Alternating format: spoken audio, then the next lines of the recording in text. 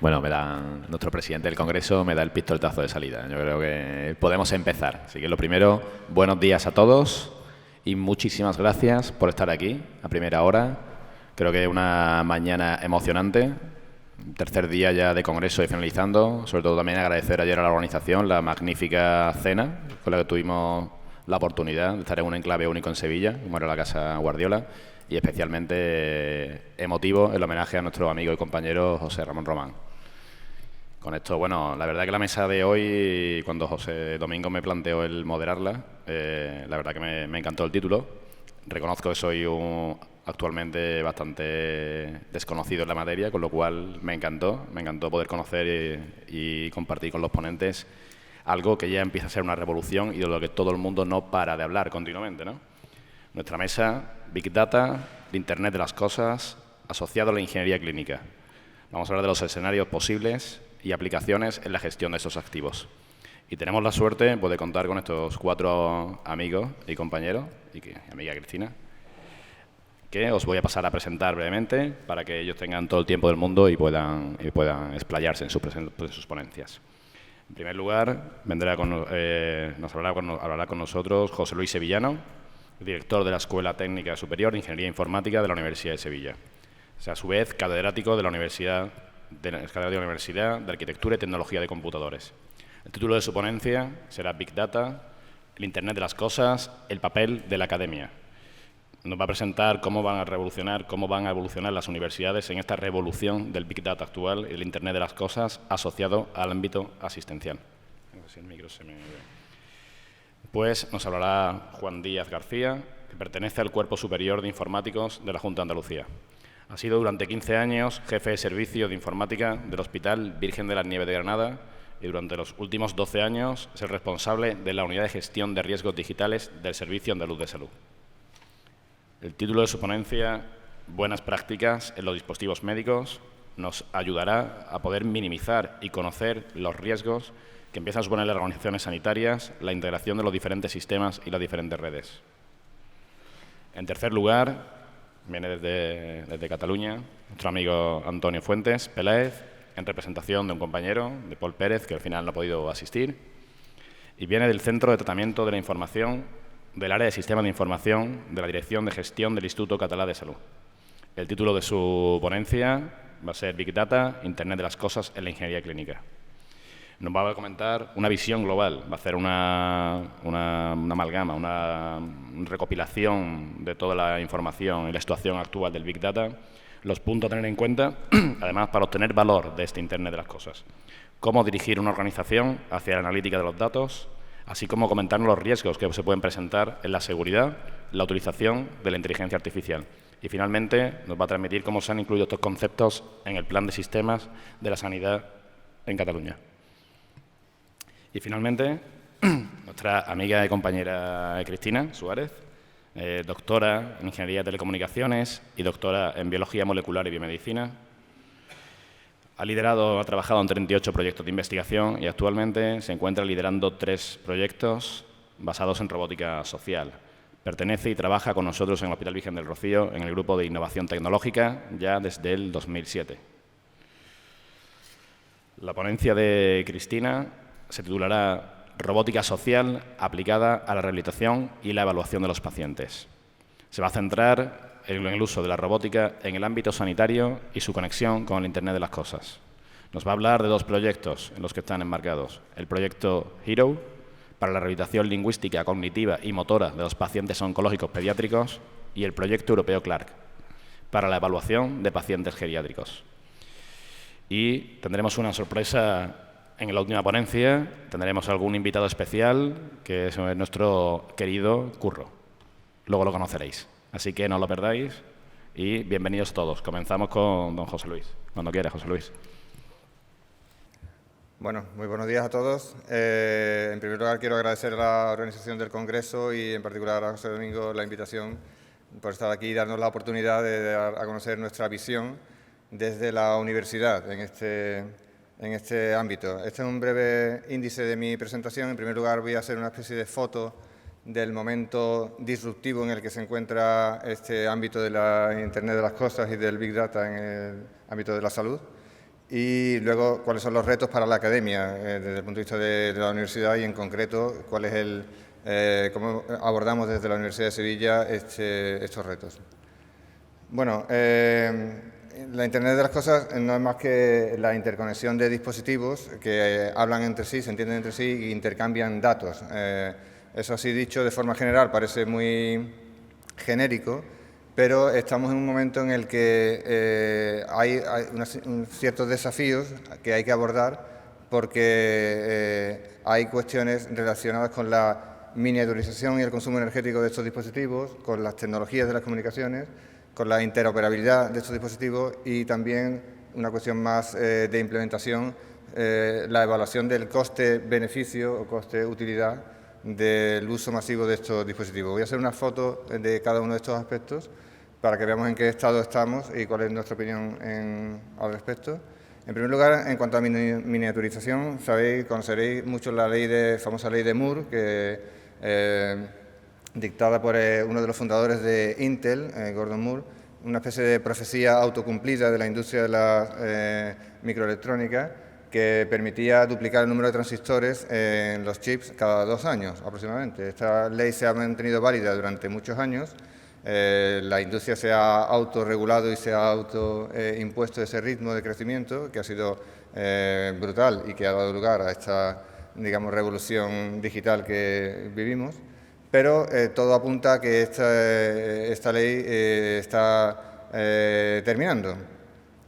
Como veis en la gráfica de la izquierda, se consiguen mayores índices de integración de más transistores por unidad de área, pero se dispara el consumo energético y la potencia energética por unidad de área también. De manera que llega un momento en que no va a ser posible integrar más dispositivos en una unidad de área pequeña, y eso hace que haya una especie de barrera a la hora de miniaturizar los dispositivos. Se están haciendo grandes esfuerzos, pero probablemente estemos a las puertas de algún cambio disruptivo en la forma de hacer computación, y eso afectará evidentemente a los dispositivos pequeños, que son la base de esto que estamos llamando Internet de las Cosas. Por otro lado, en cuanto a las tecnologías de comunicaciones, también estamos en una situación en la que se cubre un amplísimo espectro que se muestra en esta gráfica. Por un lado tenemos sistemas de comunicación que abarcan un gran rango de tasa de datos, de transmisión de datos, es decir, de ancho de banda, y por otro lado también de rango de alcance. Esto es la buena noticia, digamos, disponemos de protocolos y estándares para comunicar en casi todos los ámbitos que competen al uso de dispositivos, tanto a nivel de Smart Cities, grandes rangos de actuación, como a nivel de redes de área muy personal o Body Area Networks y, digamos, relaciones entre dispositivos muy próximos entre sí. Hay también un aspecto más informático, por así decirlo, que es el uso del cloud, el uso de la nube como repositorio de datos y como fuente de recursos de computación, que actualmente se está, como muchos sabréis, complementando con una visión un poco más en pirámide, añadiendo niveles intermedios como por ejemplo pueden ser el Edge Computing o el Fog Computing también llamado, de manera que pueda haber, digamos, dispositivos en la base, digamos, habría dispositivos de muy bajo consumo, muy pequeños y probablemente, por tanto, con muy poca capacidad de computación, que enganchen con un nivel intermedio, que es el Edge, ¿no? Que sería el que proporcionaría una mayor capacidad de computación, una menor latencia de respuesta y unas mayores posibilidades de capacidad de comunicación, y en caso necesario, pues eso ya subiría a un nivel superior, que sería la comúnmente denominada nube, para el repositorio de información, para el cómputo masivo cuando se necesitan grandes recursos de computación, etc., ¿no? Todo este, digamos, escenario aplicado al ámbito médico da lugar a términos que, por ejemplo, se conocen como el Internet of Medical Things, en donde confluyen todos estos aspectos que hemos estado comentando. Desde dispositivos wearables que permiten realizar mediciones en tiempo real y continuadas de parámetros médicos personales, la fusión de esta información con bases de datos clínicas y con historial de paciente, la intervención tanto de personal médico como cuidadores y del propio paciente, formando una especie de ecosistema donde todos estos dispositivos confluyen. Y aquí aparece un aspecto también muy interesante desde nuestro punto de vista, que es el hecho de que se está potenciando digamos, el autocuidado frente al cuidado profesional. Es admitido que el sistema asistencial no puede abordar el dar un cuidado a una población creciente de personas mayores, de personas con enfermedades crónicas. El costo se dispara y, por tanto, hay una tendencia a concentrar los recursos profesionales en el pequeño porcentaje de pacientes que requieren un cuidado exhaustivo, casos complejos, etcétera, y potenciar el autocuidado basándose en estas nuevas tecnologías para la gran población que, teniendo estos digamos, problemas crónicos o digamos, dificultades por la edad, etcétera, pues que estas tecnologías ayuden al autocuidado y que no requieran tanto gasto por parte del sistema sanitario. De manera que un posible escenario que complementa el que vimos anteriormente sería este, en el que, digamos, en el ámbito más personal o del hogar, pues haya una especie de monitorización continua basada en estos dispositivos de IoT, que se apoya también en cuestiones más del ámbito social, de interacción con cuidadores, con pacientes, con familiares, etcétera, también con el personal médico, con tecnologías digitales que ayuden a recomendar hábitos de vida saludables, que ayuden a recomendar pautas de comportamiento, y todo esto, digamos, es una oportunidad enorme para la industria, de la ingeniería clínica, de la ingeniería biomédica y de la informática. No quiero dejar de hablar del problema de la evaluación coste-utilidad, porque todo esto probablemente, aparte digamos, del gran mercado de usuarios particulares, aquí está el problema de demostrar la utilidad y la ventaja de la relación entre coste y utilidad de estos dispositivos y de estos nuevos sistemas.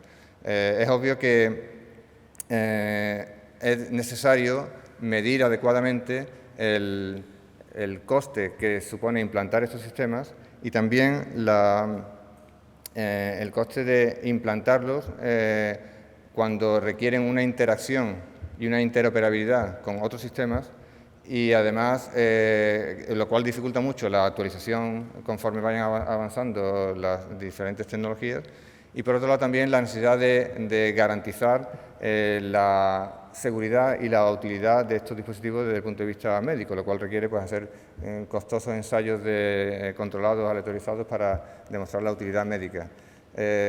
Sin embargo, es curioso que haya avances como, por ejemplo, el último smartwatch de Apple, que es un dispositivo que podemos considerar un wearable comercial tradicional, pero que tiene muchísimos sensores médicos y tiene apps que permiten, por ejemplo, detección de caídas, detección de arritmias cardíacas, incluso hacer electrocardiogramas, y es un dispositivo aprobado por la FDA, basado en ensayos clínicos aleatorizados realizados por la Universidad de Stanford. En fin, que estamos hablando de un mundo nuevo en el que las grandes potencias del ámbito de la informática, Google, Apple, están invirtiendo enormes cantidades de dinero en un mercado que probablemente va a cambiar en los próximos años.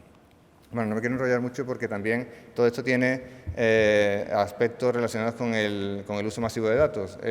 Aparte de las fuentes tradicionales de datos médicos, tenemos de pronto, gracias a estos escenarios que he comentado anteriormente, pues la posibilidad de incorporar al sistema nuevos datos que son los que se denominan el Quantified Self, datos obtenidos del uso cotidiano, diario, en ambientes familiares, en ambiente habitual de los pacientes, de datos que vienen de dispositivos wearables, de las propias redes sociales, y todo eso se incorpora al sistema, ¿no?, como una fuente más de datos, teniendo en cuenta que la medicina en cierto modo es un poco data-driven, es decir, que todo se alimenta de datos y de estudios, experimentos de la práctica médica, y que en base a esos datos, tradicionalmente lo que se ha hecho es establecer asociaciones y relaciones entre variables que permiten pues, a la medicina avanzar. Ahora tenemos una nueva fuente de datos que es muy particular desde este punto de vista, porque es una especie de fuente de datos ruidosos, ¿no? Poco estructurada, poco coordinada desde el punto de vista profesional y que requiere pues, un abordaje diferente al tradicional, ¿no? ¿Cuál es el papel de la academia en este escenario, en este contexto? Bueno, en primer lugar, en nuestra opinión, se requiere una nueva generación de profesionales con una formación muy multidisciplinar, porque digamos, el análisis de estos datos y la implementación de estos dispositivos requiere un abordaje que tiene un componente obviamente técnico, pero también un componente clínico, asistencial y próximo a la práctica médica. De manera que se habla ahora en la comunidad, digamos, de una especie de formación en forma de T, ¿no? Una formación con un componente vertical muy relacionado con las cuestiones técnicas digamos, de la formación tradicional de competencias técnicas, pero también la componente horizontal multidisciplinar que intenta enlazar distintos ámbitos de la ingeniería y de la aplicación en el ámbito médico. Todo esto, además, relacionado con el hecho de que se intenta potenciar el autoempleo y la capacidad de innovación de nuestros estudiantes, con la dificultad extra de encontrar el modelo de negocio adecuado, de dar el salto desde los pequeños proyectos que se hacen a nivel académico hacia el mundo profesional, etc. Y sobre todo también el último punto, que creo que también se va a comentar posteriormente, de encontrar soluciones, digamos, no technology driven, es decir, no lideradas por la intención de probar nuevos sistemas o nuevas tecnologías, sino que sean realmente basadas en las necesidades del usuario. ¿Cuál es digamos, el papel desde el punto de vista de la academia, en concreto de la Universidad de Sevilla? Bueno, todos habéis visto el stand que hemos colocado hablando de Ingeniería de la Salud, un grado conjunto con la Universidad de Málaga que impartimos en la Escuela de Ingeniería Informática. Espero que después de mi primera parte de la charla pues haya quedado claro por qué se imparte en la Escuela de Ingeniería Informática, por toda digamos, importancia de las nuevas tecnologías digitales en este ámbito. El grado consta de 3 menciones, de las cuales 2 se imparten en la Universidad de Sevilla, Ingeniería Biomédica e Informática Clínica. La Ingeniería Biomédica, bueno, todos la conocéis, es la tradicional ingeniería en sentido amplio aplicada en el ámbito médico, y la informática clínica es denominada internacionalmente como Health Informatics o Medical Informatics, es más pues, la aplicación de la informática y las tecnologías de comunicaciones en el ámbito de la salud. Hay otros grados referentes en España, aunque la mayoría de titulaciones se centran en digamos, titulaciones de posgrado, ¿no? Másteres y doctorados. En el ámbito de grados hay algunos referentes en ingeniería biomédica, pero relativamente pocos en el ámbito de la bioinformática, que se imparte en la Universidad de Málaga, y en el ámbito de informática clínica. Solamente hemos encontrado un grado que podría ser equiparable, que es de la Universidad de Alicante, grado en Tecnología de la Información para la Salud. Pero hay pocos abordajes, digamos, de este tipo más multidisciplinar. Bueno, aquí tenía un rollo de cuáles son las asignaturas que se imparten en el grado para que os hagáis una idea, pero básicamente, para resumir, pues como veis en esta primera gráfica, tenemos una primera parte de 2 años y medio de formación común entre todas las menciones, que incluye tanto aspectos básicos de ingeniería como cálculo, física, programación, gestión de empresas, etc. Y luego también una formación que incluye aspectos técnicos de informática, estructura de datos y algoritmos, arquitectura de computadores, sistema operativo, etc. Y también aparecen ahí anatomía, fisiología, biología celular, biología molecular, en fin, aspectos muy multidisciplinares, como he comentado anteriormente. Y luego una serie de asignaturas ya de especialidad dependiendo de la mención que el estudiante elija. Bueno, esto es un poco tedioso y voy a ir rápido porque tengo poco tiempo. Simplemente comentar que en la línea de esta, digamos, apuesta por la ingeniería de la salud, La escuela es el único miembro académico institucional español de la International Medical Informatics Association y, por tanto, participamos activamente en todo este ámbito de la aplicación de la informática en el ámbito de la salud. Y, bueno, pues datos curiosos del grado de Ingeniería de la Salud: hay un relativo bajo número de estudiantes de entrada, 65 cada año, 65 aquí en Sevilla y otros tantos en Málaga. La nota media de acceso es bastante alta, como veis aquí, evoluciona además positivamente. Y hay una cosa muy curiosa que siempre me gusta comentar, y es el alto porcentaje de alumnas. No sé si también habréis escuchado que en el ámbito de la ingeniería, en particular de la ingeniería informática, el porcentaje de estudiantes chicas es bajísimo, es del orden del 10-15% en toda España y además en todo el mundo. Es una cuestión de género difícil de resolver y muy compleja. En cambio, en el ámbito de la ingeniería de salud, el porcentaje de chicas es bastante alto. Somos la ingeniería con más porcentaje de chicas en la Universidad de Sevilla y comparativamente también en toda España. Esto a nosotros nos parece una oportunidad de atraer al campo de la ciencia y de la tecnología a un porcentaje de la población bastante amplio, que con unas grandes capacidades y que pueden aportar una visión diferente y que de otra forma pues no entienden. Esto es un tema para discutir en otras charlas porque es muy interesante también. Bueno, aquí he puesto también muy rápidamente algunos TFG, trabajo fin de grado, de estudiantes nuestros de Ingeniería de la Salud, que son de verdad algunos asombrosos.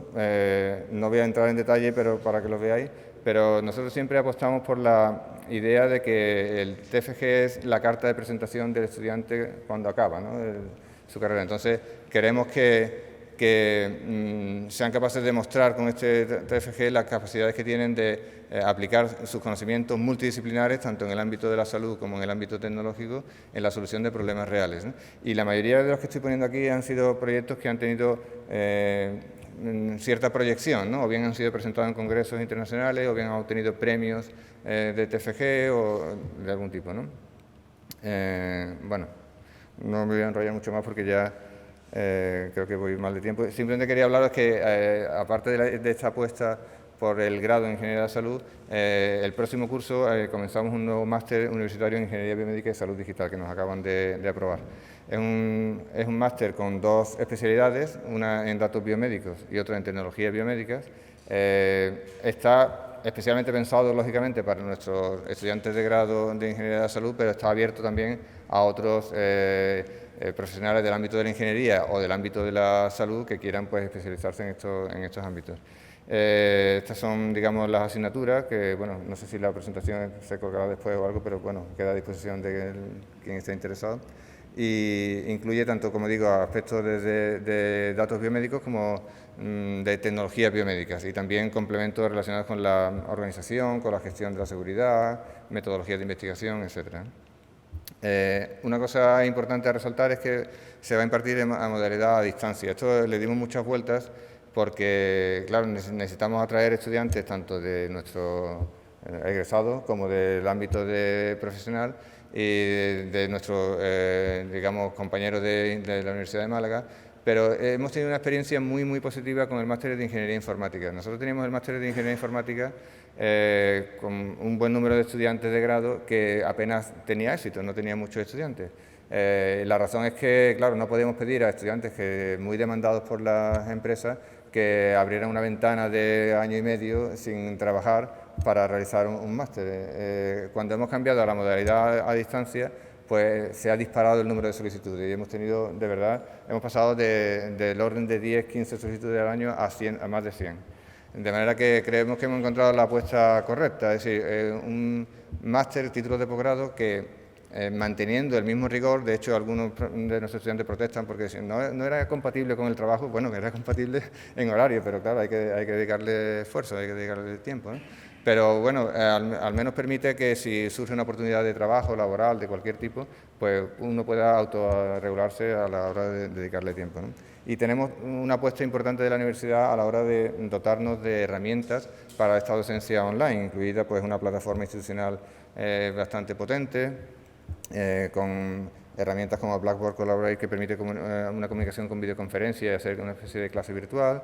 el SMART, que es un sistema de reconocimiento facial para poder hacer evaluación a distancia con garantía de que la persona es la que estamos evaluando, etcétera, ¿no? Bueno, mis conclusiones rápidamente para terminar, pues tenemos grandes retos en ingeniería clínica, en concreto en el desarrollo de las tecnologías de la Internet of Things o del Medical Big Data, la inteligencia artificial, que no hemos hablado tampoco, y todo esto tiene un componente, por así decirlo, digital, informático muy importante y reivindicamos ese papel de la informática en este ámbito. Y sobre todo reivindicamos también la necesidad de una formación multidisciplinar. No vale solamente acercarnos desde la tecnología o desde el ámbito médico, sino que es necesaria esa fusión de las dos áreas. Y esta es nuestra apuesta desde la universidad, la oferta de estos grados y másteres multidisciplinares. Pues nada más, muchas gracias.